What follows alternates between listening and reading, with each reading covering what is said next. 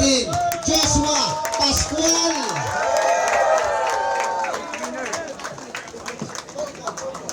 Ngiting tagumpay at padyak sa pagkapanalo ang 23 anyos na si Joshua Pascual na Stage 8 winner sa last leg ng Tour of Luzon 2025 dito sa Camp Janhay, Baguio City.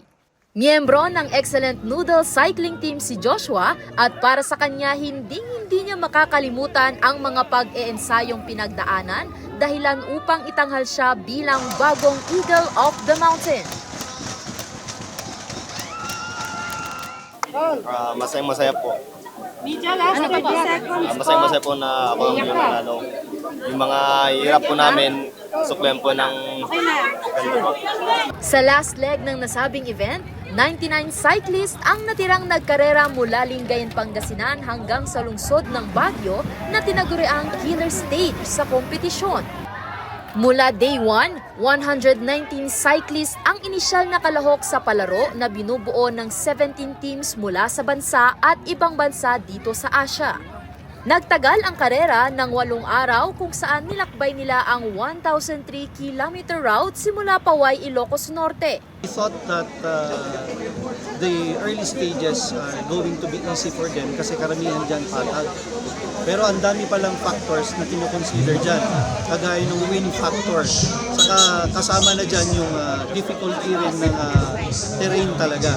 So, all stages from stage 1 to stage 8, nakikita natin ang hirap. Even the last stage yesterday, stage 7, na individual point trial, it's a race against themselves. It's a race against time. It's the moment of truth. Doon natin makikita kung sino talaga yung malakas na cyclist. Sa pagtatapos ng event, kinilala bilang overall individual champion sa The Great Revival ang Korean cyclist na si Ju Dae-young. Tanggap yung cycling team, suot ang yellow jersey mula umpisa hanggang dulo ng karera.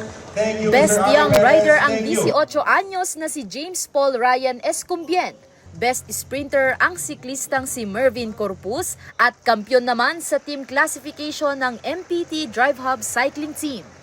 Huling ginamit ang Tour of Luzon noon pang 1976 at ngayong taon ito na ang tinawag bilang The Great Revival na may temang Ascent to Greatness. Maaga pa lang nandun ako, nakita ko yung crowd sa Janhay, nakita ko yung crowd sa Pangasinan, nakita ko yung crowd sa Ilocos. Difficult to describe.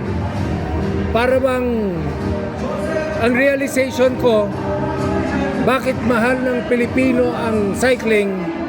Because ang realization ko, lahat tayo rito, lahat sila, ang unang sport mo habang lumalaki ka, bisikleta.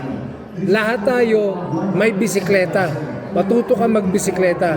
So talagang nasa puso at damdamin ng Pilipino yan. Simbolo ng pagmamahal sa pagbibisikleta ang umaapaw na suporta ng mga Pinoy sa nasabing kompetisyon. Patunay ito na habang tumatagal ay lalo pang kinikilala at tinatangkilik ang larangan ng cycling hindi lang sa Luzon kundi sa buong Pilipinas. Sandy Salvacio, Balita, Solid North.